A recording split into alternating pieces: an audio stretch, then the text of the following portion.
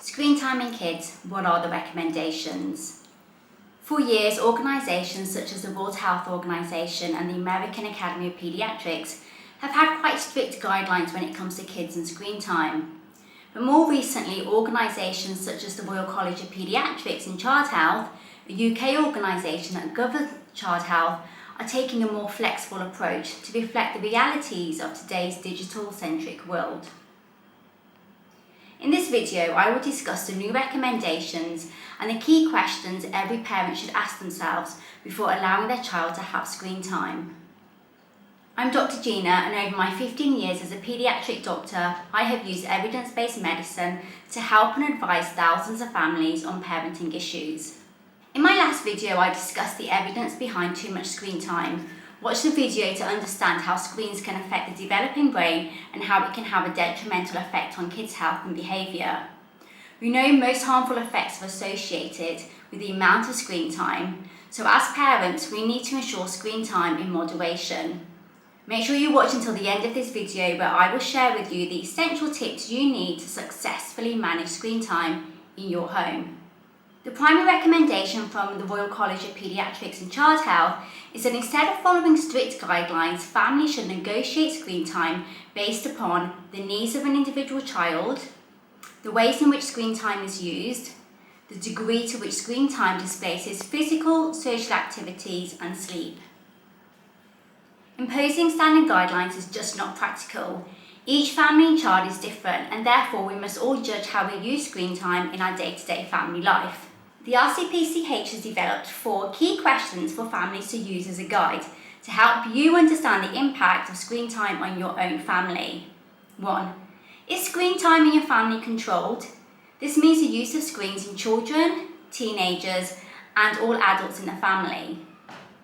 2. Does screen time interfere with what your family want to do?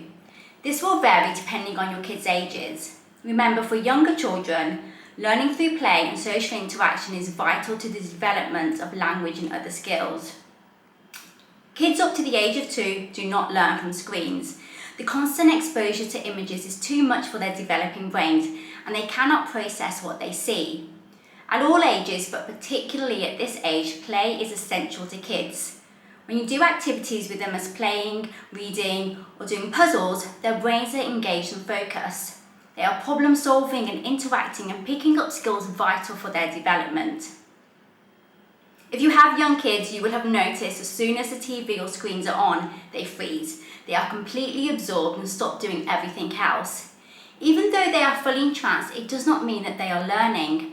They cannot learn with 2D images because it is not a two-way process. Babies and young kids learn by interacting and then the reciprocated response that they receive. For example, when they match a puzzle or pick out pictures in a book, we clap, they get happy and excited from this positive interaction, and they want to do it more. Screens do not offer the same learning process. Once they are older, you can start introducing screen time for them. 3. Does screen time use interfere with sleep? We know blue light from screens can prevent the release of melatonin, a sleep hormone being released. Lack of sleep can cause issues with learning and behaviour. Screen time should be avoided in the hour before bedtime. 4.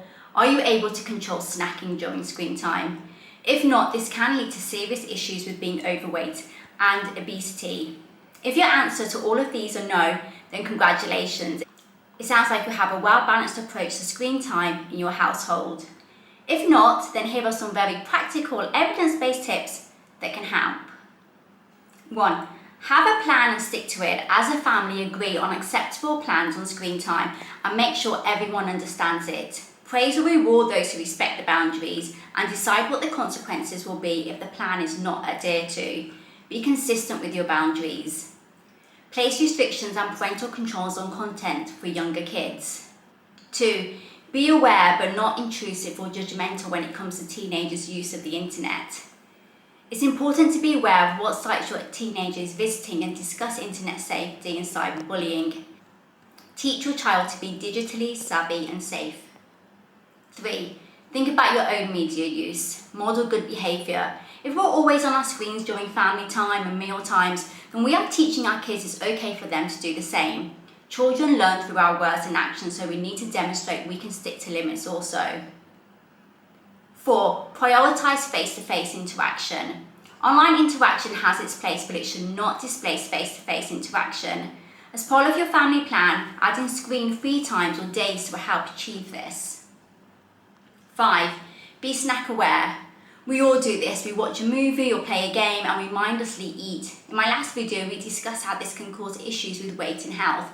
Be mindful of what you are eating when you are watching screens and make sure it's part of a healthy diet.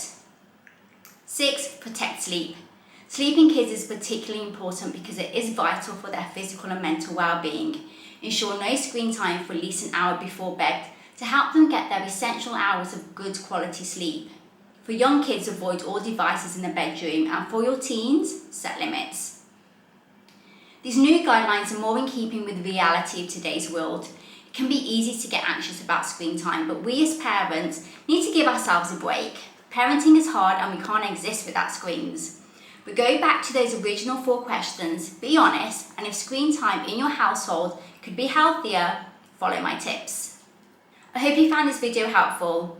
Dr. Gina Parenting is an evidence-based learning platform which analyses the most common issues that parents face and delivers correct and accurate information based on clinical research and evidence. This empowers you as parents to make the best possible parenting decisions for your child based on information that you can trust. To check out more videos, please subscribe, like and post a comment. Please visit my website to download your free parenting guide for 1 to 5-year-olds. If there's an interesting topic or something you would like to see covered in a video, please let me know in the comments. Thank you.